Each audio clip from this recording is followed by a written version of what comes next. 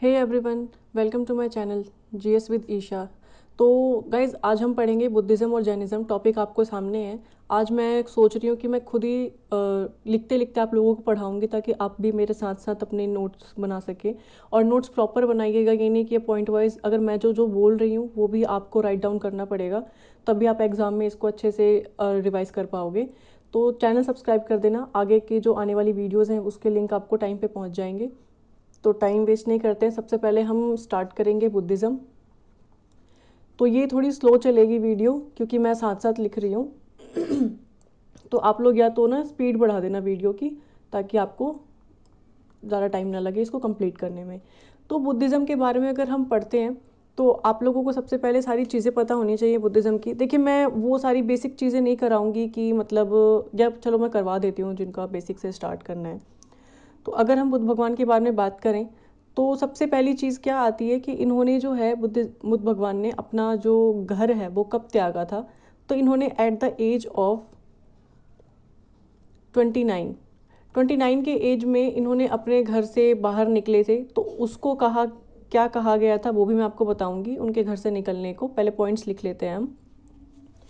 तो जो बेसिक चीज़ें इनके बारे में, जैसे एसएससी वगैरह के एग्ज़ाम्स में पूछी जाती है ना कि बुद्ध जो था, मतलब बुद्ध भगवान थे, इनके पेरेंट्स का क्या नाम था, इन्होंने कहाँ इनका जन्म हुआ था, ये सारी चीज़ें बहुत इंपॉर्टेंट हो जाती हैं एग्ज़ाम पॉइंट ऑफ व्यू से। तो ये सारी चीज़ें आज हम कंप्लीट करने वाले हैं। इससे पहले मैं एक चीज़ और बता देती हूँ कि बुद्धिज़्म और जैनिज़्म से क्वेश्चन 100% एग्ज़ाम्स में आते ही आते हैं। तो इसको आप इग्नोर करके चल भी नहीं सकते हो। ये नहीं बोलूँगी कि एक क्वेश्चन या दो क्वेश्चन, 100% क्वेश्चन हर एग्ज़ाम में पूछ ही लिए जाते हैं। तो इग्नोर करने का तो सवाल ही नहीं उठता है। ठीक है, तो अगर हम बात करें गौतम बुद्ध की, तो आपको पता होगा इनका पूरा नाम जो है वो गौतम बुद्ध था। होप राइटिंग आपको क्लियर होगी। तो अगर इनके बारे में बात करें तो ये इनका जन्म कब हुआ था, तो इनका जन्म हुआ था 563 BC। देखिए, डेट थोड़ी ऊपर नीचे है, आप चेक कर लीजिएगा। मेरे हिसाब से मैंने ये सही बताया है। ठीक है, तो इनका जन्म कहाँ हुआ था, कब हुआ था, 563 BC में, बिफोर क्राइस्ट। कहाँ पे हुआ था, नियर कपिल वस्तु लुम्बिनी। तो आप सबको ये पता होना चाहिए, एग्जाम में पूछ लिया जाता है। ठीक है, कपिल वस्तु कहाँ पे, लुम्बिनी, नेपाल। ठीक है, अब हम बात करते हैं कि ये भी पूछ रहा है कि लुम्बिनी अभी नेपाल में है, तो ये आपको ध्यान रखा है। कौन सी उससे थे ये, तो ये शाक्य क्लैन से बिलोंग करते थे। शाक्य क्षत्रिय। ठीक है, क्लैन इनका कपिल वस्तु नियर जहाँ पे भी ये हुए थे, मैंने आपको बता दिया। अब आते हैं इनके पेरेंट्स की नेम पे। तो इनकी जो मदर का नाम था वो था माया, या महामाया भी बोलते हैं, तो आप अपने में महामाया भी लिख दीजिए, माया भी बोलते हैं। ठीक है, अब इनके फादर के बारे में बात करें तो इनके फादर का नाम था दुर्योधन। साथ साथ लिखते चलिएगा आप लोग भी, दुर्योधन। ठीक है, हमने जन्म की बात कर ली, कब हुआ, इनकी डेथ कब हुई थी, इससे भी क्वेश्चन आते हैं। तो इन 483 BC में। कहाँ पे हुई थी, एट कुशीनगर। महावीर और बुद्ध भगवान के बारे में आपको इतना पता होना चाहिए कि इनका जन्म कहाँ हुआ था, लुम्बिनी में, और डेथ कहाँ हुई थी, कुशीनगर में। ऐसे ही आपको जैनिज्म में भी ध्यान रखना है कि जो महावीर जी थे उनका जन्म कहाँ हुआ था और उनकी मृत्यु कहाँ हुई थी। तो जो डेथ हुई थी इनकी, बुद्ध भगवान की, तो इनकी डेथ को क्या कहा जाता है, पहले तो आपको पता होना चाहिए कुशीनगर कहाँ पे है, कुशीनगर यूपी में। तो इनकी डेथ को क्या कहा जाता है, एग्जाम में ऐसे पूछा जाएगा कि इनकी डेथ को कहा क्या गया है, तो इनकी डेथ को कहा गया है महापरिनिर्वाणा। होप ये आपको क्लियर होगा, दिख रहा होगा। ठीक है, इनकी डेथ को क्या क्या कहा गया है, महापरिनिर्वाणा। इनकी एक मासी थी बुद्ध भगवान की, गौतम बुद्ध की, जिनका नाम था प्रजापति गौतमी।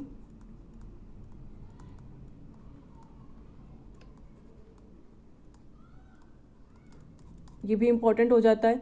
जन्म मैंने इनका बता दिया है, क्लैन मैंने बता दिया, शाक्य क्लैन से बिलोंग करते हैं, क्षत्रिय। ठीक है, ये चीज़ें इंपॉर्टेंट थी।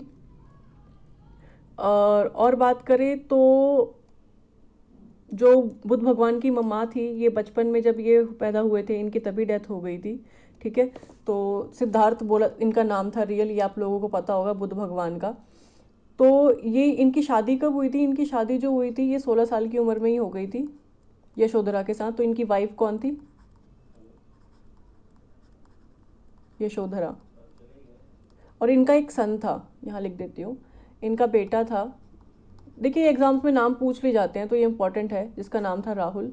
बस नॉर्मल है ये आपको याद रखना है, ऐसा कुछ बहुत ज़्यादा भी इंपॉर्टेंट नहीं है, बट हाँ एसएससी वगैरह या बिहार के जो लोअर लेवल के जो एग्ज़ाम होते हैं उनमें ये चीज़ें पूछ ली जाती हैं, तो कहीं ना कहीं इंपॉर्टेंट हो जाता है। ठीक है। फिर जस्ट अ सेकेंड। हाँ, तो अब अगर हम बात करें इनके क्लोज रिलेटिव्स के बारे में, बात करने की वो है नहीं हम लोगों को, तो अब अगर हम देखें इनके बारे में, तो इनका एक घोड़ा भी था जिनके साथ ये निकले थे। ठीक है। तो इन्होंने अपनी वाइफ को छोड़ दिया था, अपने बेटे को भी छोड़ दिया था, और इनका एक घोड़ा था, हॉर्स। तो हॉर्स की बात करें तो कंटक नाम था उनके हॉर्स का। इनके घोड़े के बारे में नाम पूछा जाता है कंटका। ठीक है। और इनका चैरियोट था, घोड़े के साथ रथ होता है ना, उस रथ का नाम था चंडक।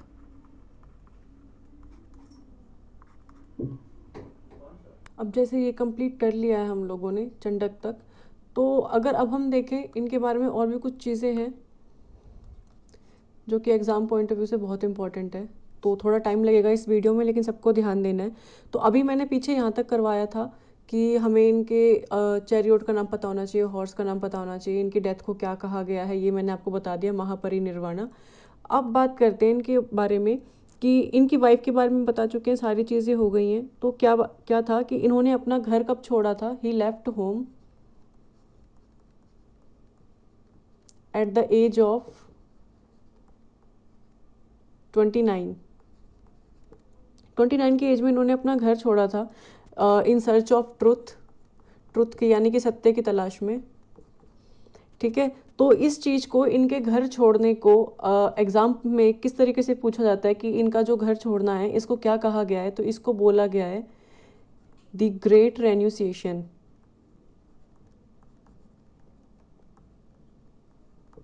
द ग्रेट रेन्यूसिएशन बोला गया है। और अगर वैसे पूछा जाएगा कि बुद्धिज्म में क्या बोला गया है, तो इसको महाभिनिष्क्रमण बोला गया है, महाभिनिष्क्रमण।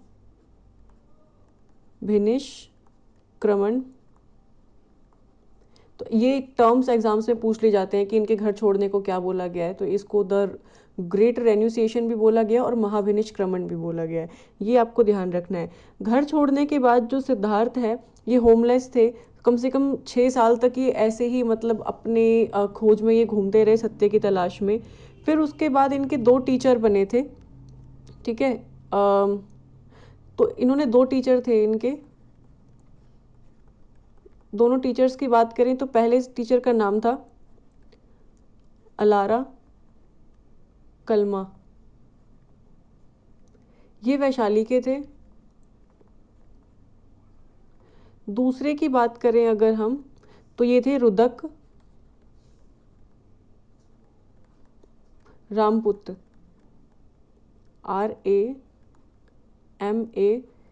RAMAPUTTA। ये कहाँ के थे? तो ये थे राजगीर के, या राजगृह बोल सकते हैं, गिरिराज बोल सकते हैं उस टाइम पे जब बोला गया था, तो ये टर्म्स आ सकते हैं।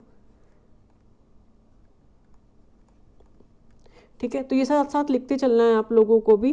तो अगर हम बात करें कि किस एज में इनको जो है सुप्रीम नॉलेज या जिसे हम बोलते हैं एनलाइटमेंट या निर्वाणा कब मिला था, तो एट द एज ऑफ 35। तो ये पूछा जाता है एग्जाम में कि किस एज में, तो यानी कि 35 की एज में इनको नॉलेज की प्राप्ति हुई थी या एनलाइटमेंट मिला था, इनको सुप्रीम नॉलेज बोलते हैं हम। 3 टर्म्स याद रखना है आपको। पहला है सुप्रीम नॉलेज, क्योंकि एग्जाम में सीधा पूछा जाएगा कि 35 साल की यानी 35 वर्ष की टाइम पे इनको बुद्ध भगवान को जो है क्या मिला था, किस चीज़ की प्राप्ति हुई थी। तो आपसे पूछ भी सकते हैं कि इनको क्या महाभिनिष्क्रमण की प्राप्ति हुई थी, या इनको महापरिनिर्वाण बोलते हैं, ग्रेट रेन्यूसिएशन बोलते हैं। तो इस तरीके से आ जाएगा, तो आपको ध्यान रखना है। तो सुप्रीम नॉलेज होगा, या तो इसके अलावा होगा एनलाइटमेंट, एनलाइटनमेंट, या फिर इनके बारे में बोलेंगे हम, इसे निर्वाण भी बोलते हैं इनकी नॉलेज को, जब इन्हें ज्ञान की प्राप्ति हुई थी, तो इसको निर्वाणा भी बोला जाता है। तो आपको ये ध्यान रखना है। अब आपको ये पूछ देंगे कि इनको निर्वाणा यानी कि एनलाइटनमेंट यानी जो इनको प्राप्ति हुई थी ज्ञान की, ये कहाँ हुई थी? तो ये बोधि ट्री के नीचे हुई थी, ये सबको पता होना चाहिए। इनको बोधि ट्री के नीचे ज्ञान की प्राप्ति हुई थी। तो ये एग्जाम्स के पॉइंट ऑफ व्यू से यहाँ तक इम्पॉर्टेंट हो चुका है, सबको ध्यान रखना है, बिल्कुल भी हल्के में नहीं लेना है, क्योंकि बुद्धिज़्म के बारे में और जैनिज़्म के बारे में 100% क्वेश्चन में आता ही आता है। ठीक है, तो इन्होंने जो सत्य की प्राप्ति की थी ना, अगर हम इसको लिखें कि अटेंड द ट्रुथ, तो इसको क्या कहा गया है? इसको तथागत कहा गया है।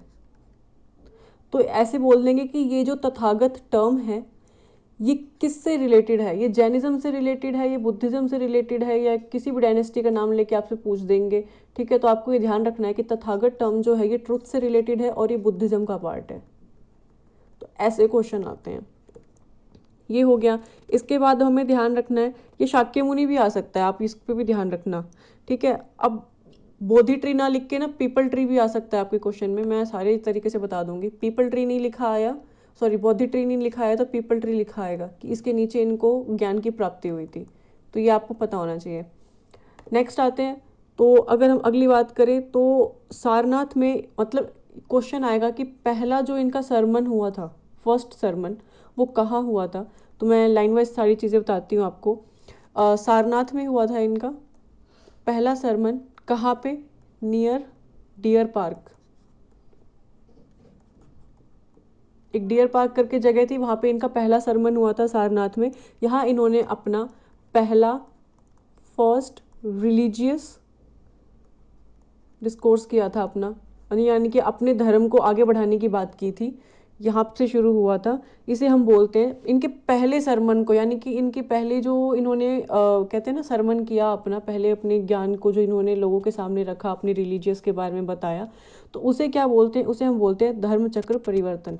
तो सीधा क्वेश्चन आएगा फर्स्ट सरमन किससे रिलेटेड है, या इसको क्या बोला जाता है? तो क्या बोला जाता है? धर्म चक्र परिवर्तन। तो ये आपको ध्यान रखना है। तो उसके बाद क्या हुआ था? After preaching for the next 45 years, यानी कि आने वाले 45 सालों तक जब इन्होंने किया, तो इन्होंने बहुत सारे अपने सरमन्स किए अलग अलग जगह पे। सबसे ज़्यादा सरमन इनके कहाँ पे हुए हैं, यानी कि सबसे ज़्यादा जो इन्होंने ज्ञान लोगों को दिया था या अपने बुद्धिज़्म का जो प्रचार किया था इन्होंने, सबसे ज़्यादा कहाँ पे किया था? सबसे ज़्यादा किया था इन्होंने एट श्रावस्ती में। श्रावस्ती कहाँ पे थी? तो श्रावस्ती है कैपिटल ऑफ कोसाला। आप भी साथ साथ ऐसे ही लिखते चलेगा पॉइंट ऑफ व्यू, क्योंकि स्टोरी बताने का कोई मतलब नहीं है, स्टोरीज में एग्जाम्स में नहीं आते हैं, एग्जाम्स में सीधा फैक्ट्स आते हैं बीपीएससी के या किसी भी एग्जाम्स में। तो यही चीज़ें आए हैं जो इससे बाहर कुछ भी नहीं जाके पूछा जाएगा एग्जाम में। ये करने के बाद हम देखें तो आपको ये ध्यान रखना है कि कोसाला में कैपिटल है श्रावस्ती, वहाँ पर बुद्ध भगवान ने सबसे ज़्यादा सरमन किए हैं अपने। अब बात करें कि इनकी डेथ को मैंने बता दिया है आपको, महापरिनिर्वाणा बोला जाता है। और इनकी डेथ क्यों हुई थी? ऐसा कहा जाता है कि जो इनकी डेथ थी वो क्या खाने से हुई थी? पोक। किसी ने नाम था उसका, मैं बताती हूँ आपको, शुक्रा माधवा। इन्होंने इनको सुअर का कहते हैं गोश्त खिला दिया था, जिसकी वजह से इनकी डेथ हो गई थी, ऐसा बोला जाता है, जो कि पावापुरी में हुई थी।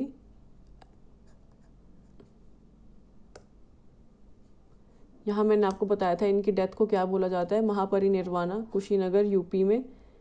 और कैसे हुई थी? इनको किसी ने पोक खिला दिया था, यानी कि सुअर का गोश्त खिला दिया था, जिसकी वजह से इनकी डेथ हो गई थी।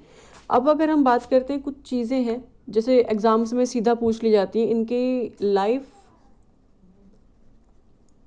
बुद्धा की लाइफ और इनके लाइफ के जो चीज़ें हुई हैं उनके सिंबल्स क्या हैं। तो ये मैच द फॉलोइंग्स में आ जाते हैं, हेडलाइन ऐसे ही बनाना, उनकी लाइफ और उस लाइफ की चीज़ों के सिंबल।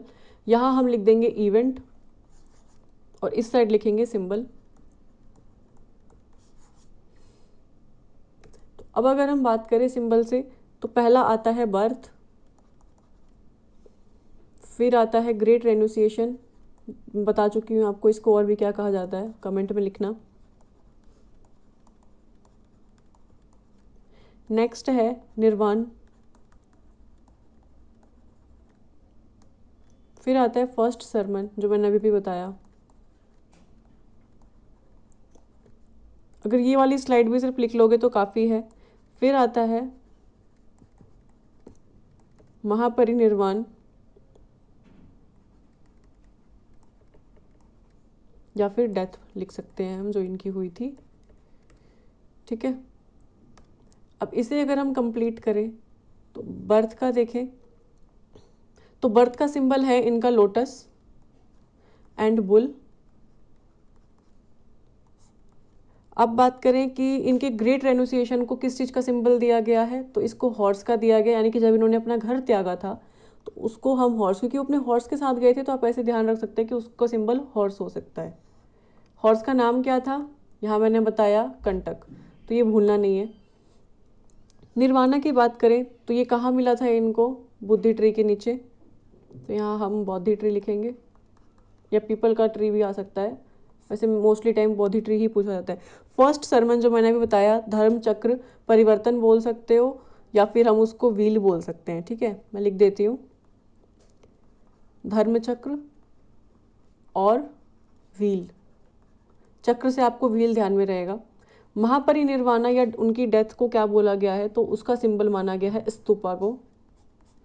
तो इसकी चाहे तो स्क्रीनशॉट ले लेना, या ये कंप्लीट इस तरीके से ही आपको एग्जाम्स में मैच द फॉलोइंग में पूछ लिया जाएगा, और फिर बच्चे यहीं गड़बड़ करते हैं। नेक्स्ट देखते हैं हम, हमें और क्या पढ़ना है। इनकी टीचिंग के बारे में अगर हम बात करें तो वो बहुत ही स्पिरिचुअल थी। ये क्या कहते हैं, चीज़ें क्या क्या प्रमोट करते थे, अब हम उसके बारे में देखना है कि मैक्सिमम उपदेश जो है बुद्धा ने वो कौशल में दिया था, वो मैंने आपको बता दिया श्रावस्ती में। तो ये डायरेक्ट क्वेश्चन पूछ लिया जाता है कि श्रावस्ती जो है किसकी कैपिटल है, तो आपको पता होना चाहिए कि श्रावस्ती जो है कोसाला की कैपिटल है।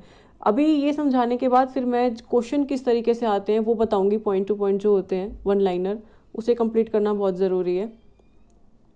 ये करने के बाद इनके 4 नोबल ट्रुथ भी थे बुद्धा के, 4 नोबल ट्रुथ। ये एज इट इज़ दे देंगे, उसमें से एक गायब कर देंगे, एक एक्सचेंज कर देंगे या मिसमैच कर देंगे, आपसे पूछेंगे कि हाँ मतलब कैसे आएगा, ये सही है या नहीं है। तो पहला इनका था ट्रुथ ऑफ सफरिंग, सफ़र करना। आप समझ रहे हैं सफरिंग का मतलब, तो सफरिंग को ये क्या बोलते थे, दुख, कि दुख सबकी लाइफ में है और ये आपको सफ़र करना पड़ेगा, ये एक सच है। फिर ये बोलते थे truth of origin of suffering, कि जो हम सफ़र कर रहे हैं उसकी ओरिजिन हुई है, कहाँ से हुई है, ओरिजिन ऑफ सफरिंग। इसको क्या बोला गया है, समुदाय। ये एज इट इज़ पूछ लिया जाएगा। फिर हम बात करते हैं कि इनकी सफरिंग यानी सिसेशन ऑफ सफरिंग और ये सब चीज़ें। तो आप ये 4 चीज़ें याद रख लीजिएगा सफरिंग के बारे में, दुख है, समुदाय है, इसके बाद है निरोध, और फिर आता है मग, कि पाथ ऑफ सफरिंग क्या है। तो ये सारी चीज़ें इनकी सच है कि हम सफ़र करते हैं, हमारी सफरिंग कहाँ से शुरू होती है, ओरिजिन कहाँ से शुरू होता है हमारा सफ़र करने का, और उसका जो पाथ है वो भी बहुत कठिन होता है, तो उस पर हमें चलना होता है। तो ये सारी चीज़ें हैं इसके बारे में, तो ये हमें कंप्लीट करनी है। अब बात करें इनके 4 नोबल ट्रुथ के साथ बुद्धा ने सेट किए थे 8 फोल्ड पाथ। तो वो 8 फोल्ड पाथ क्या थे, इन चारों ट्रुथ को कंप्लीट करने के लिए, मतलब जो दुख हमें या जो भी हम सफ़र करते हैं अपनी लाइफ पे, इन पे इस रास्ते पे चलने के लिए हमें 8 चीज़ों को करना पड़ता है, तो इसे हम 8 पाथ बोल सकते हैं। तो ये 8 पाथ क्या थे ये मैं आपको बता देती हूँ। पहला था कि राइट व्यूज़, ठीक है, राइट व्यूज़ के बाद आता है राइट रिजॉल्व, आप सही चीज़ें देखो फिर उसको सही तरीके से सॉल्व करो। फिर आता है राइट स्पीच, सही बोलो, ठीक है। फिर आता है, होप ये हिंदी और इंग्लिश मीडियम वालों दोनों को समझ में आ रहा हो, राइट एक्शन, पहले देखो उसको समझो फिर उसे बोलो और फिर उसको एक्शन में लाओ। तो ये इनके 8 पाथ थे उस 4 नोबल ट्रुथ को कंप्लीट करने के लिए। अब अगर हम बात करें राइट लाइवलीहुड, अच्छे राइट लाइवलीहुड। नेक्स्ट है राइट एफर्ट्स, आपके एफर्ट्स सही होने चाहिए। नेक्स्ट आता है राइट माइंडफुलनेस, आपका जो माइंड है वो बिल्कुल शार्प और सही रास्ते पे चलना चाहिए, आपके पास अच्छा खासा ज्ञान होना चाहिए चलने के लिए। और राइट कंसंट्रेशन, आपका कंसंट्रेशन बहुत ही ज़्यादा शार्प होना चाहिए, मतलब आपका ध्यान कहीं भी भटकना नहीं चाहिए। आप जिस रास्ते पे चल रहे हो वो आपको हर वक्त याद रहे कि हाँ मुझे इस रास्ते पे चलना है, तो मुझे क्या नहीं करना है और क्या करना है। ये इनका वो था। अब देखें हम इसके बारे में, तो इनके 8 फोल्ड पाथ को एक वर्ड कहा जाता है। आपसे अगर ये इसमें से अगर कुछ नहीं भी पूछा गया ना, तो ये मेरा बताना वेस्ट नहीं है, क्योंकि इस 8 फोल्ड पाथ को पूछा जाता है कि ये 8 फोल्ड पाथ जो है किससे रिलेटेड है। तो 8 फोल्ड पाथ जो है ये बुद्धिज़्म से रिलेटेड है। या ये क्वेश्चन आ जाएगा कि जो 8 फोल्ड पाथ है इसको क्या कहा गया है, तो इसको कहा गया है अष्टांगिका। मैं दोबारा लिख देती हूँ, सुना भी होगा आप लोगों ने इसके बारे में।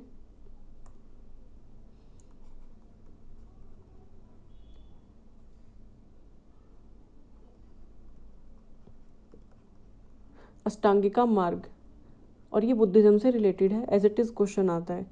अब इस ये सब चीज़ें हमने कर ली। अब आप लोगों ने सुना होगा कि बुद्धा के 4 सरमन हुए थे, मतलब 4 इनकी वो हुई थी, फर्स्ट काउंसिल, सेकंड काउंसिल, ये सारी चीज़ें। तो ये मैं बताना चाहूँगी आप लोगों को, तो हम साथ साथ लिखते चलेंगे। हमें क्या क्या ध्यान में रखना है कि कौन सी काउंसिल है, तो नंबर ध्यान रखना है आप लोगों को। नंबर के बाद आपको ध्यान रखना है प्लेस, कि कहाँ पे हुआ था। प्लेस के बाद आपको ध्यान रखना है कि उसके चेयरमैन कौन थे। ये क्वेश्चन आ जाता है कि पहला जो बुद्धिस्ट काउंसिल हुआ था उसके चेयरमैन कौन थे, और फिर लोग यहाँ कंफ्यूज होते हैं, क्योंकि मोस्टली लोग ये याद रखते हैं कि कहाँ पे हुआ था। ठीक है, चेयरमैन कौन थे, किसके द्वारा किया गया था, ये किसी को ध्यान नहीं रहता। और उस टाइम पे किंग कौन थे, ये इंपॉर्टेंट है। जैसे मैं चार्ट बना रही हूँ, आप लोगों को भी ऐसे ही चार्ट बनाना है। वीडियो थोड़ी लंबी होगी तो आराम से करना। ईयर आएगा कि किस साल में हुआ था, और उसके बाद उसके रिजल्ट्स क्या थे, क्या परिणाम निकला, ये आएगा। तो ये हमें कंप्लीट करना है। इसका तो एज इट इज़ स्क्रीनशॉट ले लेना, बाकी लिख लोगे तो सबसे बेटर है। अब अगर हम देखते हैं तो पहला जो हुआ था, फर्स्ट काउंसिल हुई थी,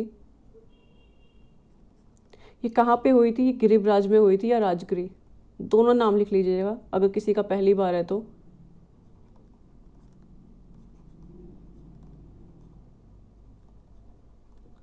ये होने के बाद इसके चेयरमैन कौन थे, तो इसके चेयरमैन थे महाकश्यप। महाकश्यप इनके चेयरमैन थे, किसके, फर्स्ट बुद्धिस्ट काउंसिल के। ये आपको ध्यान रखना है। किंग कौन था इस टाइम पे, तो किंग था अजात शत्रु। अजात शत्रु, अजात शत्रु ने पहला जो बुद्धिस्ट काउंसिल था ये कंडक्ट करवाया था। कौन से साल में, तो डेट आप एक बार मैच कर लेना, बाकी मेरे हिसाब से शायद 483 है BCE। रिजल्ट क्या हुआ था इस टाइम पे, तो इस टाइम पे तो बुद्धिज़्म है वो 2 चीज़ों में डिवाइड किया गया था, तो विनय पिटका और धम्म पिटक में। इतना ही आएगा, विनय एंड धम्म पिटक। तो ये पूछा जाता है कि विनय पिटक और धम्म पिटक में बुद्धिज्म में कब आया था, तो इसके बारे में हम कह सकते हैं ये एक टेक्स्ट थे। आपको ये नहीं रखना कि डिवाइड हुए थे, ये एक टेक्स्ट थे लिखे हुए जिसमें बुद्धिज्म के बारे में बताया गया था। तो ये आपको ध्यान रखना है। तो ये कहाँ आया था, ये फर्स्ट बुद्धिस्ट काउंसिल का रिजल्ट है। तो ये हो गया हमारा। अब हम बात करेंगे सेकेंड बुद्धिस्ट काउंसिल की। सेकेंड कहाँ पे हुई थी, वैशाली में, जो कि बिहार में हुई थी। ये भी बिहार में ही हुई थी। ये ध्यान रखना है अगर ऐसा पूछ ले कि कौन सा जो बुद्धिस्ट काउंसिल थी वो बिहार में नहीं हुई थी, तो वो फोर्थ बुद्धिस्ट काउंसिल है। क्वेश्चन इस तरीके से घुमा के पूछ देते हैं, फिर आप कंफ्यूज हो जाते हो। तो ये हो गया सेकंड, वैशाली में हुई थी। वैशाली भी बिहार में ही है, पर किसके द्वारा किया गया था इसका चेयरमैन, तो सब्बा कमी नाम है।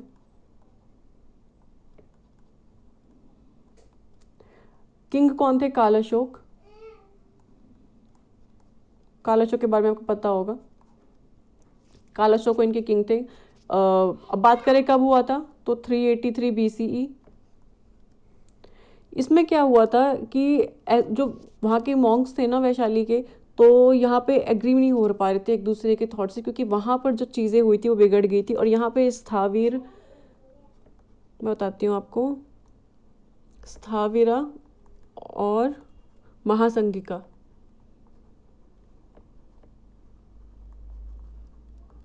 ये चीज़ें यहाँ पर आई थी। ये हो गया सेकंड बुद्धिस्ट काउंसिल का।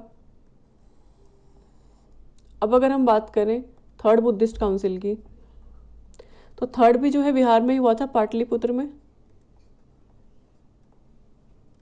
पाटलिपुत्र में किसने किया था? चेयरमैन इसके कौन थे? तो इसके चेयरमैन थे मोगली पुत्र तीसा। किसने कराया था? ये तो एवरग्रीन क्वेश्चन है, मतलब एसएससी से लेके बड़े लेवल यूपीएससी के लेवल तक ये क्वेश्चन आया हुआ है। तो ये किंग कौन थे इसके? अशोक थे। कब हुआ था? 251 BC में। इसमें क्या हुआ था? तो इसमें जो है अभिधम पिटक आया था, यहाँ आया था विनय पिटक, और धम पिटक यहाँ आया था अभिधम पिटक।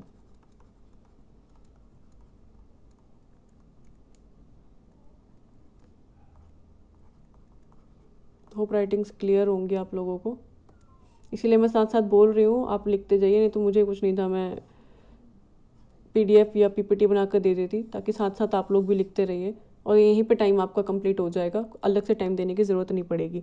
आते हैं फोर्थ, जो मैंने बताया कि ये एक लौता बुद्धिस्ट काउंसिल है जो बिहार में नहीं हुआ था तीन चारों में से, तो ये था कश्मीर में। आप बोलोगे कश्मीर में किसने चेयरमैनशिप करी? तो कश्मीर में करी थी वासुमित्र ने।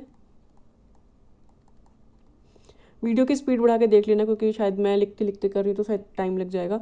फिर बात करते कि किंग कौन था, तो किंग था कनिष्क। इन सब राजाओं के बारे में भी मैं पढ़ाऊंगी, पहले हम ये कंप्लीट कर लेते हैं। तो ये हुआ था 72 AD। देख रहे हैं बिफोर क्राइस्ट खत्म हो गया, ये भी आ सकता है कि ऐसा कौन सा था जो AD में या बिफोर क्राइस्ट में नहीं हुआ था, तो ये बन जाता है फोर्थ बुद्धिस्ट काउंसिल। बहुत कम लोग बताते हैं इस तरीके से। तो अगर देखें तो ये इंपॉर्टेंट भी इसलिए हो जाता है कि यहाँ पे बुद्धिज्म दो चीज़ों में डिवाइड हुआ था, दो पार्ट में कहीं अगर बट गए थे नॉर्थ और साउथ में, तो बुद्धिज्म बटा था महायान एंड हीनयान में। तो यहाँ बुद्धिज्म का डिवीजन हुआ था महायान और हीनयान में। तो महायान बोलते थे आइडियल वर्शिप को मानते थे ये, ठीक है, और हीनयान जो है ये किसी आइडियल वर्शिप पे बिलीव नहीं करते थे, know believe in ideal worship. ये आपको ध्यान रखना है, स्क्रीनशॉट ले लो या लिख लो, वो आपकी मर्जी है, पर मेरी मानोगे तो आप इसको लिख ही लेना। तो अगर बात करें बुद्धिज्म के 3 जेम्स भी बोले गए हैं, 3 जेम्स ऑफ बुद्धिज्म, तो ये क्या क्या थे? किसी को पता है तो पहले कमेंट पे लिख देना वीडियो स्टॉप करके। तो 3 थे इसके, देखिए, पहला था बुद्ध, दूसरा था धम्म, और तीसरा था संघ। तो ये तीनों जो है ये बुद्धिज्म के 3 जेम्स थे। तो ये हो गया हमारा जैनिज्म एग्ज़ाम के पॉइंट ऑफ व्यू से जो इम्पोर्टेंट है, जैसे मतलब एग्ज़ाम्स में जिस तरीके से पूछे जाते हैं, तो ये मैंने आपको करवा दिए हैं। तो अगर हम बात करें बुद्धिज़्म में जो है डॉक्टराइन ऑफ कर्मा जो है इसेंशियल पार्ट था, तो ये पूछ लेते हैं कि जो डॉक्टराइन ऑफ कर्मा है, कि कर्मा यानी कि आप जो करोगे वो आपको मिलेगा, वही आपको भुगतना पड़ेगा। तो डॉक्टराइन ऑफ कर्मा या कर्म, ये किस में था? तो ये बुद्धिज़्म में था, ये इनका इसेंशियल यानी कि बहुत ज़रूरी पार्ट था, ये इसी में बिलीव करते थे। तो ये जैनिज्म का पार्ट नहीं है, ये आपको ध्यान रखना है, ये टीचिंग का पार्ट था बुद्धिज़्म का। ना तो ये एक्सेप्ट करते थे, ना ही ये रिजेक्ट करते थे गॉड के एग्जिस्टेंस को। अगर क्वेश्चन में ये बोल दिया कि ये जो है गॉड के एग्जिस्टेंस पे बिलीव करते थे या रिजेक्ट करते थे, ये ना तो मना करते थे, ना ही ये बिलीव करते थे कि हाँ गॉड जैसी कोई चीज़ है, पर ये बुद्धिज़्म जो है ये रिजेक्ट करते थे वेद को। दे रिजेक्ट वेद, हम पढ़ते हैं ना लेटर वैदिक वेद में चीज़ें थी, तो ये वेद को रिजेक्ट करते हैं और रिचुअल्स को यानी कि कास्ट सिस्टम को ही रिजेक्ट करते हैं। Reject Veda and caste system. ये कास्ट सिस्टम में भी बिलीव नहीं करते थे, इनका मानना था कि हर कोई बराबर है और वेद में जो क्योंकि हमें पता है लेटर वैदिक में ही कास्ट हुए थे ब्राह्मण, क्षत्रिय, शूद्र और वैश्य। तो ये जो थे इन पे बिलीव नहीं करते थे, इसलिए मना करते थे। ये हमेशा मिडिल पाथ पे बिलीव करते थे। तो क्वेश्चन आएगा मिडिल पाथ पे कौन बिलीव करते थे, जैनिज्म या बुद्धिज्म? तो आपको ध्यान रखना है कि मिडिल पाथ पे बुद्धिज्म का बिलीव था। तो ये सोल पे बिलीव नहीं करते थे, ठीक है, और ये सिर्फ अहिंसा की बात करते थे, यानी कि वायलेंस नहीं चाहते थे, हमेशा ये अहिंसा की बात करते थे, हिंसा नहीं चाहते थे। ये तो आपको ध्यान रखना है, हमेशा ये मिडिल पाथ को ही लेके चलते थे कि मिडिल पाथ जो है वो सबसे सही है, ये इनका मानना था। तो इस तरीके से क्वेश्चन आते हैं। बाकी मैंने बता दिया हीनयान और महायान में इसको बंटवारा हुआ था, लेकिन एक इंपॉर्टेंट चीज़ मैं यहाँ लिखवा दूँ कि हीनयान को बोला गया है लेसर व्हील। ये सारी चीज़ें शायद ही किन्हीं बच्चों को पता होगी। हीनयान को बोला गया है लेसर व्हील यानी कि छोटा व्हील, और महायान को बोला गया है, आप इस तरीके से याद कर सकते हो कि लेसर यानी कि छोटा व्हील, और महायान को बोला गया है, मैं सिर्फ याद करने के लिए बता रही हूँ, ग्रेटर व्हील। ठीक है, आपको ये समझ में आ गया होगा। अब हीनयान को हम क्या बोलते थे, मैंने बताया था ना आपको, स्थावीर में और महासंघिका में ये हुए थे। तो हीनयान को बोला जाता था स्थावीरा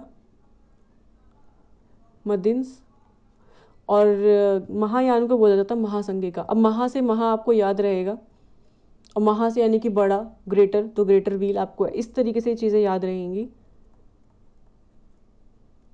महासंघिकाज। तो ये इम्पॉर्टेंट है, ठीक है। ये मेरे हिसाब से इससे ज़्यादा नहीं आना चाहिए बाहर। बाकी मैं और आपको कुछ चीज़ें बताऊं कि किस तरीके से, अगर ज़्यादा डीपली भी जाके पूछ लेंगे ये लोग, तो इससे ज़्यादा डीप नहीं जाएगा। कई बार पूछ लेते हैं ना इनमें लैंग्वेज कौन सी यूज़ की गई थी, तो मैं चाहूँगी कि लैंग्वेज के बारे में आप मुझे बताएं, क्योंकि ये हमेशा क्वेश्चन में पूछा जाता है कि जो बुद्धिज़्म में कौन सी लैंग्वेज का यूज़ हुआ है और जैनिज़्म में कौन सी लैंग्वेज उनके टेक्स्ट में यूज़ हुआ है। मोस्टली बता सकते हैं आप, ठीक है, कि सबसे ज़्यादा किस चीज़ में कौन सी लैंग्वेज यूज़ की गई है। तो जैसे अभी मैंने पिटाके बताए थे ना आपको कि सुत्त पिटाका था, ये लिख लेना। तो सुत्त पिटाका को बोलते हैं कि ये कलेक्शन थी एक, a collection of Buddha's sermon. जितने भी बुद्ध ने सरमन किए थे उनका कलेक्शन किस में था, ये क्वेश्चन आ गया, तो आप क्या लिखेंगे, सुत्त पिटक लिखेंगे, ठीक है, जो कि डिवाइड था। सुत्त पिटक पूछ लेते हैं कि सुत्त पिटक कितने पार्ट्स में डिवाइड था, तो ये 5 पिटक्स में डिवाइड, यानी कि 5 ग्रुप्स में डिवाइड था ये। वो पांचों चीज़ें कौन कौन सी थी, तो वो पांचों चीज़ें थी दीर्घ निकाय, मजहिम निकाय,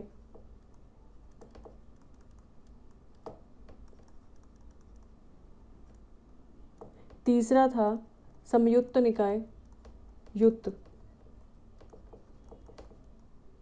मैं बोल रही हूँ, मैं स्पेलिंग थोड़ी बहुत जल्दी जल्दी में मिस्टेक्स कर दूँ तो ध्यान रखना। अंगुत्तर निकाय, ये आप लोगों ने सुना भी होगा, अंगुत्तर निकाय हो गया। लास्ट रह गया, हाँ,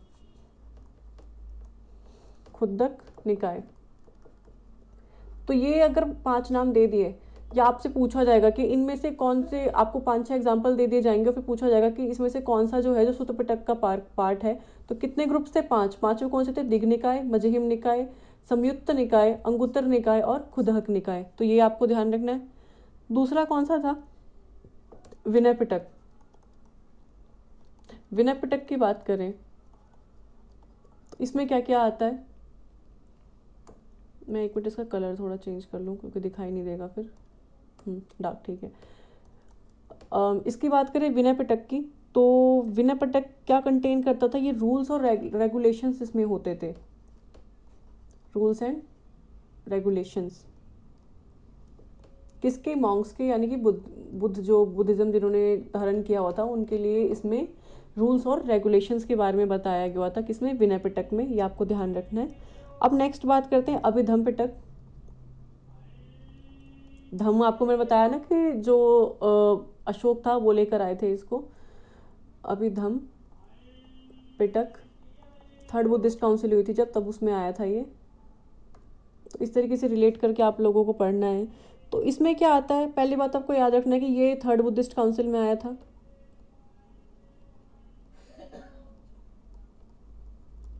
अशोक के द्वारा हुआ था और मोगलीपुट्टिसा जो है इसके चेयरमैन थे। कब हुआ था आपको ये सब पता होना चाहिए, थर्ड बुद्धिस्ट काउंसिल थी। ठीक है, फिर इसके बारे में अगर हम बात करें तो ये फिलॉसफी बताता था बुद्धा के टीचिंग की। क्या बताता था? Philosophy of Buddha teaching. Match the following में पूछ लिया जाएगा आपसे कि क्या क्या आता है। फिर अगर हम बात करें तो ये क्या कहते हैं, डील भी करता था सुत्त पिटक से। ठीक है, पर हम मेन देखें तो ये बुद्धा की जो टीचिंग है उसी के बारे में बताता था। एक टर्म आता है बुद्धिज्म में जिसे बोलते हैं हम जातक। तो जातक जो है ये क्या था, तो इसे हम बोलते हैं जातक को previous birth of Buddha.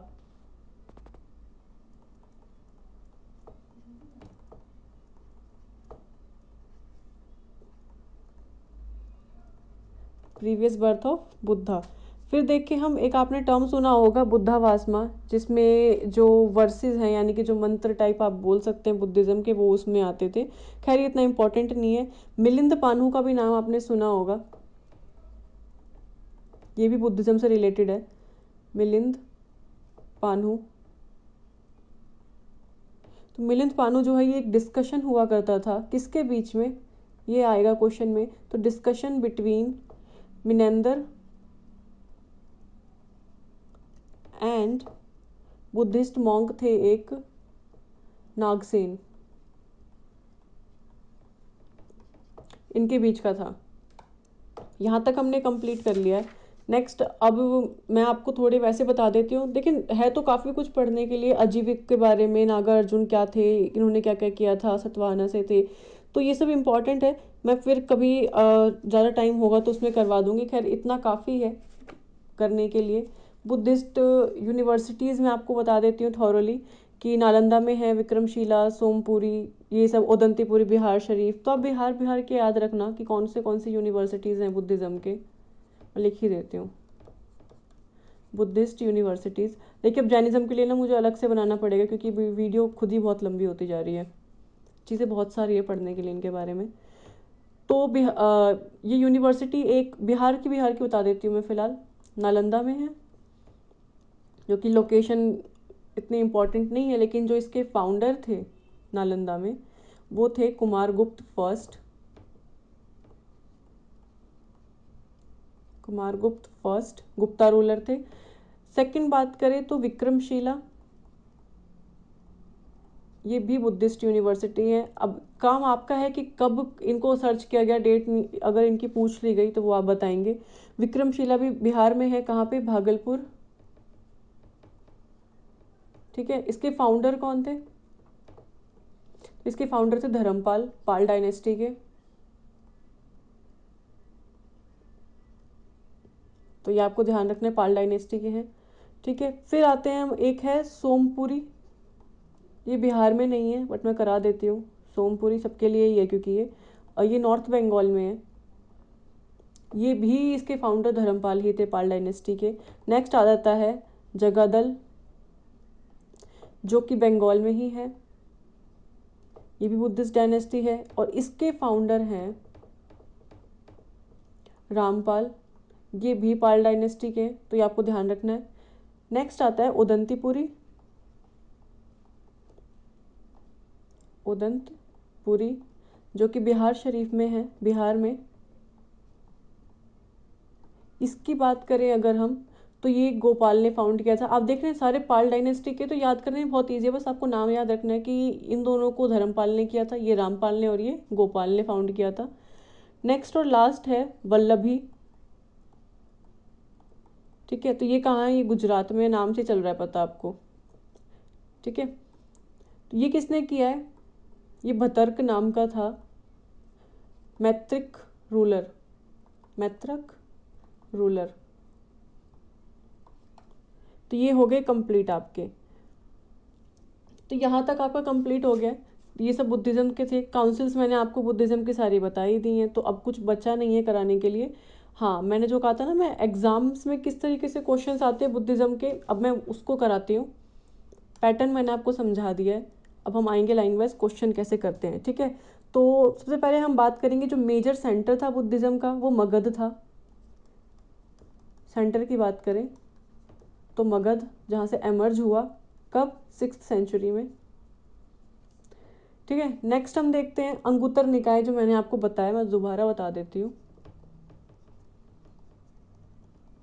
Anguttara निकाय, इससे बात करें तो इससे हमें 16 महाजनपद के बारे में पता चलता है। एग्जाम में आएगा कि जो 16 महाजनपद हैं तो इनका पता हमें कहाँ से चलता है, तो इनका पता हमें अंगुत्तर निकाय से चलता है। अपनी लैंग्वेज में आप लिख सकते हैं, मैं हिंदी इंग्लिश कुछ नहीं करा रही। तो अंगुत्तर निकाय के बारे में एक चीज़ और पूछी जाती है कि ये किसका ग्रंथ है, तो ऑब्वियसली ये बुद्धिस्ट ग्रंथ है, बुद्धा ग्रंथ है। क्वेश्चन आते हैं आपको, जैनिज्म के भी दे दिए जाएंगे नाम और बुद्धिज्म के भी दे दिए जाएंगे, फिर पूछेंगे इनमें से कौन सा है जो बुद्धिस्ट ग्रंथ है या जैनिज्म ग्रंथ है, तो 3-4 मैच कर रहे होंगे, फिर एग्जाम्पल्स में ये ऑप्शंस में आपको कंफ्यूज करते हैं। हाँ, जैसे अंगुत्तर निकाय जो है ये बुद्धा ग्रंथ है ना, ऐसे ही जैनिज्म का भी एक ग्रंथ है। मैं एक एग्जाम्पल देके बता रही हूँ बस जैनिज्म के बारे में, है बहुत सारे। जैनिज्म में जैसे एक है भगवती सूत्र, जो ये भगवती सूत्र है ये जैनिज्म का ग्रंथ है। तो इस तरीके से आपको 3-4 नाम और ऐड करके दिखा दिए जाएंगे, फिर पूछ लिया जाएगा कि किसका कौन सा है पेपर में। तो बुद्धा ने किस एज में घर छोड़ा था, 29, मैं ये बता चुकी हूँ। माँ का नाम, फादर का नाम, ये सब चीज़ें हो चुकी हैं, तो वहीं से देख लीजिएगा। और इसकी वाइफ यशोधरा थी, ठीक है, जो कि कोलिया वंश की थी। हाँ, इनकी वाइफ का वंश पूछ लिया जाता है, तो इनकी जो वाइफ थी यशोधरा, ये कौन से वंश की थी, तो कोलिया वंश की थी, कोलिया वंश। फिर अगर हम बात करें अब नेक्स्ट, तो बुद्धिस्ट लिटरेचर है एक दीर्घ निकाय, ठीक है। तो उसके बारे में अगर हम बात करें तो उसमें हमें बुद्ध भगवान के जो 4 साइंस है ना, उसके बारे में हमें पता चलता है।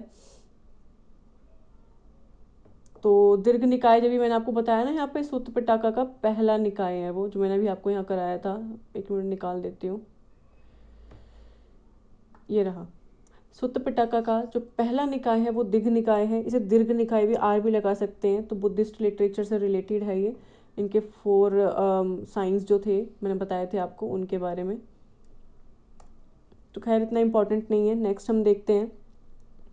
अब अगर हम बात करें कि गौतम बुद्ध को उनके जो घर छोड़ने को क्या कहा गया था, ये भी एग्जाम में आया हुआ है। तो महाविनिष्क्रमण या ग्रैंड इरेडिकेशन भी बोला गया है, ठीक है। तो आपको ये ध्यान रखें, इनके घर छोड़ने को एक और नाम दे बता दिया मैंने यहाँ पे, ग्रैंड इरेडिकेशन बोला गया है। जब भी अपना घर छोड़ते हैं, किस एज में घर छोड़ते हैं वो बता चुकी हूँ, वो आप बताएंगे 29 में, ठीक है। नेक्स्ट देखते हैं कि जो गौतम बुद्ध का घोड़ा था, हॉर्स, इसका नाम भी पूछा गया है, तो कंठक नाम था, कंठक। ये हो गया। और बात करें गौतम बुद्ध क्या कहते हैं, एक बहुत ही ज़्यादा वैसी चीज़ है कि इनका जन्म, जब इनकी डेथ हुई थी, डाइड या डेथ मान लीजिए आप, ठीक है, या एनलाइटमेंट, अटेन एनलाइटमेंट यानी ज्ञान की प्राप्ति, इसको क्या कहा गया, मतलब ये सब हमें पता है कि क्या कब कहा गया, क्या कहा गया इसके बारे में, ठीक है। लेकिन ये सब कब हुआ था, ये तीनों चीज़ें, इनका जन्म लेना, इनका मरना और इनको ज्ञान की प्राप्ति होना, ये कब हुआ था, तो ये वैशाख में हुआ था, वैशाख पूर्णिमा के दिन ये तीनों चीज़ें हुई थी। तो ये क्वेश्चन पूछ लिया जाता है। लेकिन जब इन्होंने अपना घर छोड़ा था ना, ग्रैंड इरेडिकेशन किया था इन्होंने अपना, जब घर छोड़ा था, वो कब किया था इन्होंने, तो ये इन्होंने आषाढ़ पूर्णिमा को किया था। हाँ, आषाढ़ पूर्णिमा।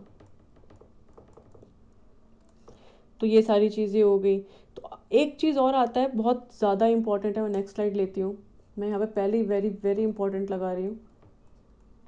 अब ये पूछता है कि किस रिवर के पास बुद्धा ने जो क्या कहते हैं संन्यास लिया था। तो संन्यास को पहली बात तो क्या बोला जाता है,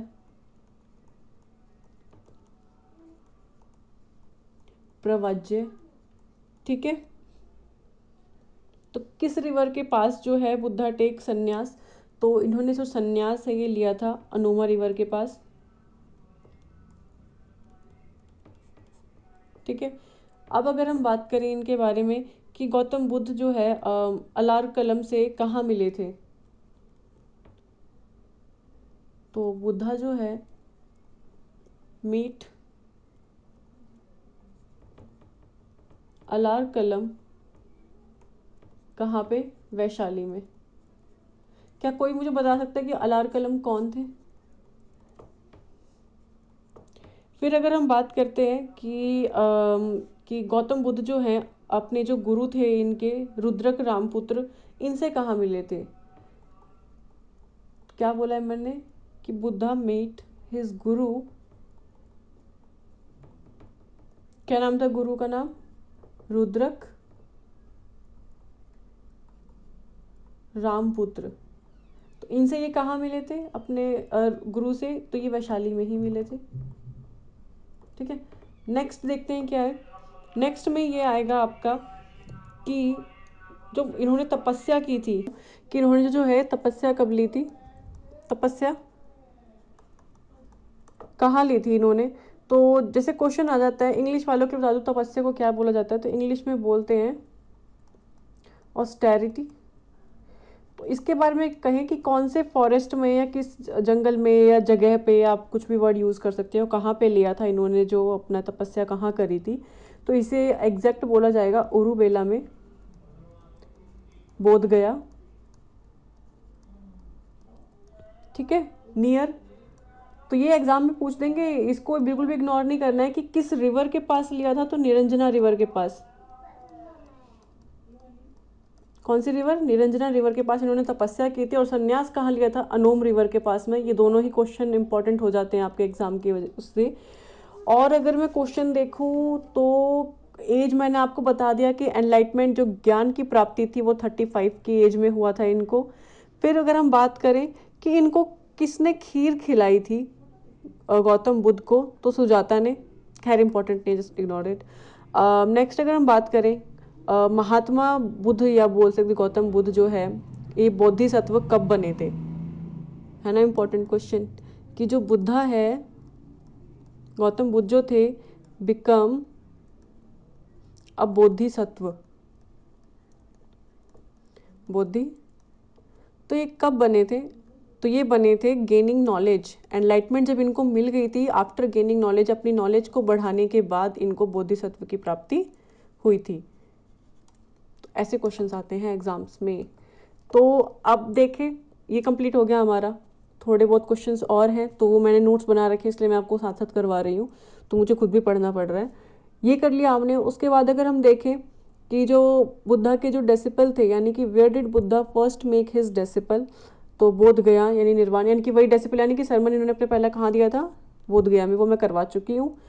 और इन्होंने अपना पहला जो डेसिपल और सरमन अलग अलग हैं, देखो मैं यहीं गड़बड़ करती। बोध गया में निर्वाण की प्राप्ति हुई थी इनको, एनलाइटमेंट की। और सरमन कहाँ दिया था? सारनाथ में, जिसे धर्मचक्र परिवर्तन कहा गया है।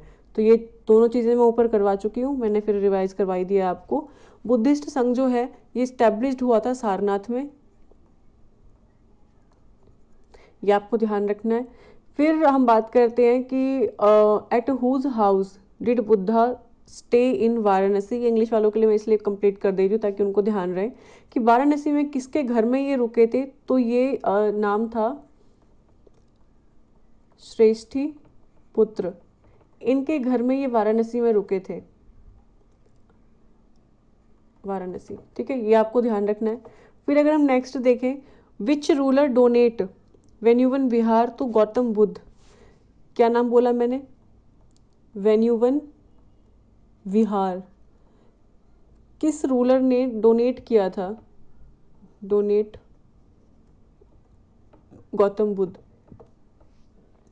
टू गौतम बुद्धा। किसने किया था इनको? कौन सा रूलर था वो? तो रूलर का नाम था बिंबिसार। मुझे बताएंगे कि बिंबिसार किस डायनेस्टी से बिलोंग करता था। ठीक है, फिर नेक्स्ट क्वेश्चन आते हैं इंग्लिश वाले के लिए, मैं बता दे रही हूँ इंग्लिश में। Where did Sariputra became the disciple of Gautam Buddha.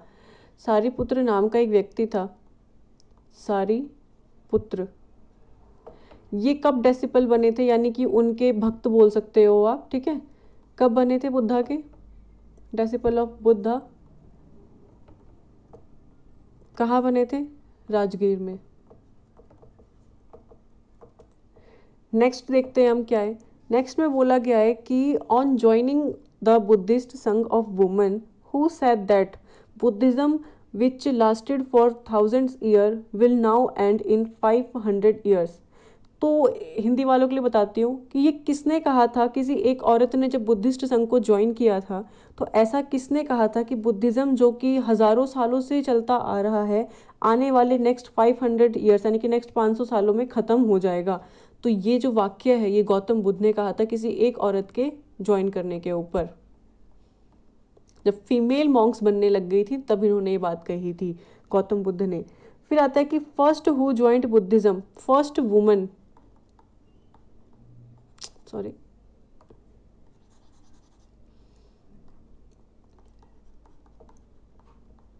First woman कौन थी जिन्होंने बुद्धिज़्म को ज्वाइन किया था, तो वो थी प्रजापति गौतमी। ये कौन थे, आपको याद आ रहा है,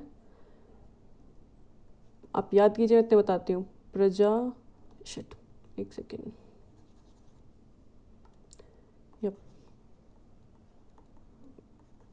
प्रजापति गौतमी, ये इनकी मासी थी जो इनकी पहली डिसिपल बनी थी फीमेल में, ठीक है। ये आपको ध्यान रखना है, कहाँ पर, वैशाली में। नेक्स्ट आते हैं कि इंग्लिश वाले नोट करेंगे, after how many years did Gautam Buddha reach Vaishali after attaining enlightenment. ये बोल रहा है कि कितने सालों बाद बुद्धा जो है वैशाली में आए थे जब इनको ज्ञान की प्राप्ति हो गई थी, यानी कि ज्ञान की प्राप्ति होने के बाद बुद्धा जो है ये कब आए थे वैशाली में, कितने टाइम बाद, तो आफ्टर 8 ईयर्स, ठीक है। लिखना आपको खुद ही है, मैं सब कुछ लिखती रहूँगी तो बहुत टाइम लग जाएगा। फिर अगर हम बात करते हैं इंग्लिश वालों के लिए कि रूलर ऑफ वेयर हैड, कहीं का रूलर था जिसने जो है डोनेट किया था monastery named Kuntansala to Gautam Buddha. तो किस रूलर ने कुंतनसाला डोनेट किया था बुद्धा को, कहाँ का था वो रूलर, तो वो लिच्छवी का था। इस तरीके से पढ़ना है। अब देखते हैं कि क्या है नेक्स्ट क्वेश्चन। अब एक बहुत ही इंटरेस्टिंग सा क्वेश्चन है, इसके बारे में सबको मोस्टली पता ही होगा, कि ये पूछ रहा है कि एक टाउन ब्राइड हुआ करती थी, टाउन ब्राइड, या हम इसको हिंदी में बोले तो नगर वधू। इसका नाम लेते ही आपको समझ में आ गया तो कि नाम क्या है, अम्रपाली। अम्रपाली कौन थी, एक नगर वधू थी, यानी कि जैसे अभी कॉम्पिटिशन्स होते हैं ना बड़े बड़े, मिस दिल्ली, मिस इंडिया, इन सबको लेके, तो ऐसे ही उस टाइम पे नगर वधू बनाया जाता, सबसे सुंदर जो होती थी ना उस एरिया में, तो उसमें पार्टिसिपेट करती थी और फिर उनको नगर वधू का टैग मिलता था, तो नगर वधू बनी थी। तो ये पहली इसे बोल सकते हैं जो ये थी ना अम्रपाली, ये भी गौतम बुद्धा के शरण में आई थी, उनकी डिसिपल बनी थी, कहाँ पे, वैशाली में। तो ऐसे क्वेश्चंस आते हैं एग्जाम में। अम्रपाली जो है लिच्छवी की थी, ये आपको ध्यान रखना है। फिर अगर हम अब बात करते हैं, where did the Buddha go after 20 years of attaining enlightenment, 20 साल के बाद जब इनको ज्ञान की प्राप्ति हुई थी तो ये कहाँ गए थे, तो ये कौशल गए थे, इम्पॉर्टेंट नहीं है इतना। अब अगर हम बात करें बुद्धा के बारे में, तो where did Buddha give most sermons in his life, Shravasti में आपको बता चुकी हूँ कि सबसे ज़्यादा जो इन्होंने अपने लाइफ के जो ज्ञान या सरमन दिए थे, या जो इनका वो चलता था ज्ञान की प्राप्ति होने के बाद जब ये लोगों को बैठ के बताते थे, उनका पहला जो सरमन बोलते हैं हम जिसे, सबसे ज़्यादा कहाँ दिए इन्होंने, तो इन्होंने श्रावस्ती में दिए हैं, ठीक है। नेक्स्ट देखते हैं हम क्या है, event of Buddha's death is called Mahaparinirvana, ठीक है। तो बुद्धा की डेथ कौन सी साल में हुई थी, मतलब ये कितने साल के थे, तो ये 80 साल के थे, जिसे हम महापरिनिर्वाणा बोलते हैं, जब हम बोलते हैं द ग्रैंड इरेडिकेशन, सॉरी वो तो दूसरा था ना, घर छोड़ने को, इनकी डेथ को हम महापरिनिर्वाणा बोलते हैं, जो कि 80 साल की उम्र में इन्होंने किया था। Who became the guide of Buddhism after the death of Buddha, ये क्वेश्चन इंपॉर्टेंट है कि इनकी डेथ के बाद बुद्धिज़्म का जो गाइडर बोल सकते हैं, बुद्धिज़्म को आगे ले जाने वाला कौन बना था, तो ये आनंद नाम का एक व्यक्ति था, इनका डेसिपल बोल सकते हैं, सॉरी, आनंद। तो ये बने थे। अब अगर हम देखते हैं, थोड़ा सा और रह गया है। फिर अगर हम बात करें कि who among the following had the last sentence अपा दीपो भवा, तो ये गौतम बुद्ध ने बोली थी कि ये किसका लास्ट सेंटेंस है। मरने से पहले गौतम बुद्ध ने एक बात बोली थी, वो क्या था? वो था अपा दीपो भवा। किसने कहा था ये? गौतम बुद्ध ने। नेक्स्ट देखिए, into how many parts were the Ashes of Buddha divided. Buddha के मरने के बाद जो उनके एशेज थे, यानी कि जो राख बची थी, वो कितने पार्ट्स में डिवाइड किया गया था? तो 8 पार्ट्स में डिवाइड किया गया था, ये आपको ध्यान रखना है। फिर बात करते हैं इनके कितने नोबल ट्रूथ थे, वो मैं आपको बता चुकी हूँ क्या क्या थे, पर कितने थे? 4 थे, जिनके लिए 8 फोल्ड पाथ बनाई गई थी, उस पाथ पे इनको चलना था। ठीक है, अब अगर हम बात करें 8 फोल्ड पाथ के बारे में, मैंने आपको बता दी है। जो रूलर्स थे जिन्होंने पैट्रोनाइज्ड किया था बुद्धिज्म, यानी कि वो रूलर्स जिन्होंने बुद्धिज्म को बढ़ावा दिया था, तो पहला था अशोक, जिसने ऑल ओवर इंडिया में बढ़ावा किया था। फिर था कनिष्क, और नेक्स्ट था हर्षवर्धन।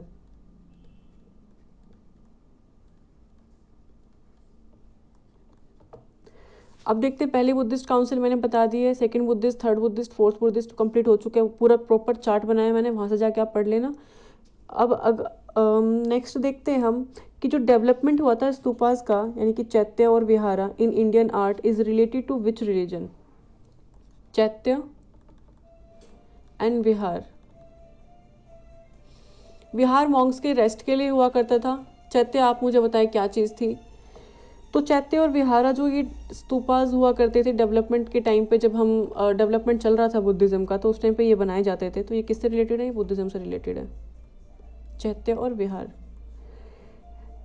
त्रिपिटक के बारे में मैंने आपको बताया कि ये एक बुक है बुद्धिज्म की, मैं लिख देती हूँ क्योंकि इम्पोर्टेंट है। त्रिपिटक, बुक्स ऑफ बुद्धिज्म, कौन सी थी? तीनों, अभिधम पिटक, विनय पिटक और सुत्त पिटक, बुक्स ऑफ बुद्धिस्ट, ये बुद्धिज्म। सुत्त पिटक मैं बता दूँ आपको किसने कंपाइल किया था, तो जो मैं दूसरे पेन से लिखती हूँ ताकि आपको ध्यान रखें इम्पोर्टेंट कहाँ से है।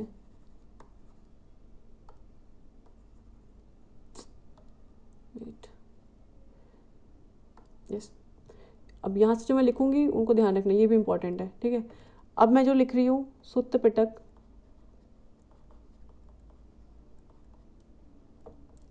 किसने कंपाइल किया था? ये कंपाइल्ड बाय आनंद। वन लाइनर में भी पूछ लिया जाएगा, और ये प्रॉपर एक मैच द फॉलोइंग बना के पूछ लिया जाएगा। विनय पिटक की बात करें तो ये कंपाइल किया गया था किसके द्वारा? उपाली के द्वारा। सूत्र पिटक जो है, इसके 5 पार्ट्स थे, 5 ग्रुप्स। और विनय पिटक जो है, ये rules of Buddhism, rules regulations of Buddhism. Then अब देखते हैं कि इंग्लिश वाले लिखेंगे, which Pitaka has been compiled in the form of questions and answer. Question answer के फॉर्म में कौन सा जो पिटक था त्रिपिटकों में से, कौन सा था? अभिधम पिटक, अभिधम पिटक। किस फॉर्म में था ये? क्वेश्चन आंसर्स के फॉर्म्स में था।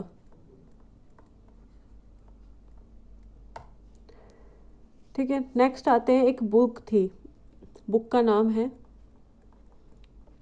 मिलिंद पानो, मैंने बताया अभी आपको थोड़ी देर पहले भी। तो ये बुक का नाम है, ये रिलेटेड था बुद्धिज्म से, ऐसे क्वेश्चन आते हैं। तो बुद्धिस्ट जितने भी लिटरेचर्स हैं, मैंने पूछा था आपसे लेकिन अभी मैं बता दे रही हूँ, जो बुद्धिस्ट लिटरेचर्स रहे हैं, इनकी बात करें तो maximum written in Pali language. ठीक है, जो एक लौती बायोग्राफी है बुद्धा की पाली लैंग्वेज में, उसे निधन कथा बोलते हैं। मैं नेक्स्ट स्लाइड में हाँ, ओनली बायोग्राफी, यानी जो उनकी बायोग्राफी थी of Buddha written in Pali language. ठीक है, तो क्या नाम था उसका? उसका नाम था निधन कथा। राइटर कौन थे इसके? तो इसके राइटर थे बुद्ध घोष।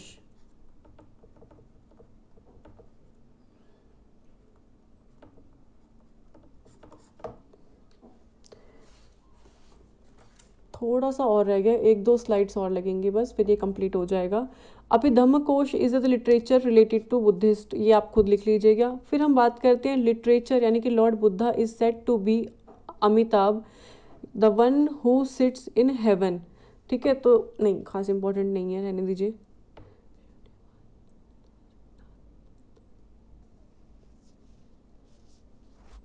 अब शायद मेरे हिसाब से कुछ रह नहीं गया, फिर भी मैं एक बार चेक कर लेती हूँ कि कुछ रह गया हो तो। हाँ, एक और लिटरेचर है,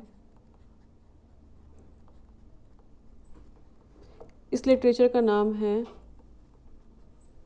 दीपवंश। ये भी बुद्धिस्ट से रिलेटेड है। ये करने के बाद एक आता है महावंश, ये भी एक टेक्स्ट है जो कि रिलेटेड है बुद्धिज्म से। क्या नाम है इसका? महावंश टेक्स्ट है ये एक, जो कि बुद्धिज्म से रिलेटेड है।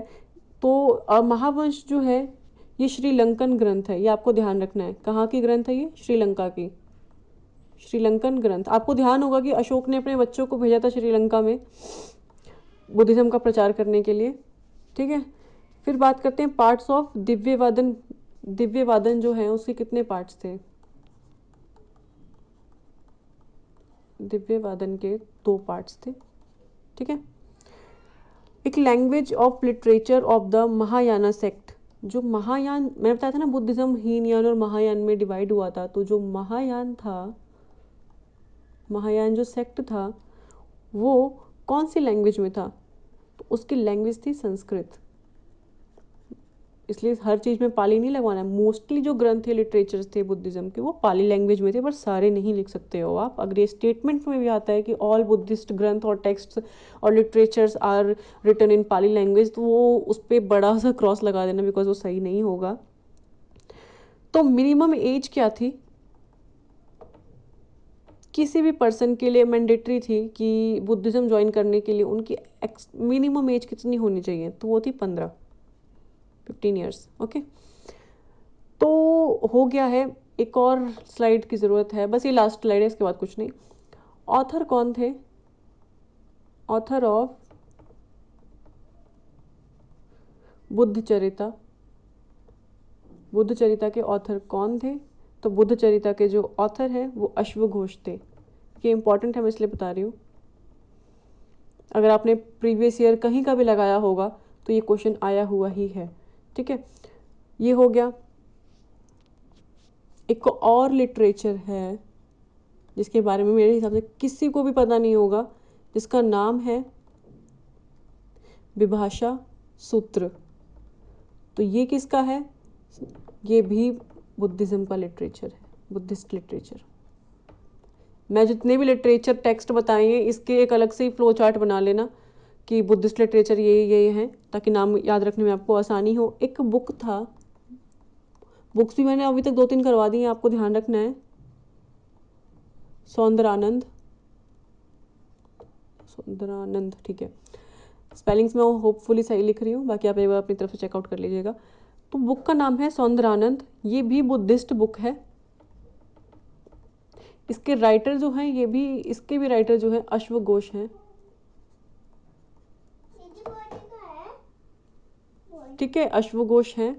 फिर ये करने के बाद आपको ध्यान रखना है, दीपवंश मैं करवा चुकी हूँ शायद, हाँ।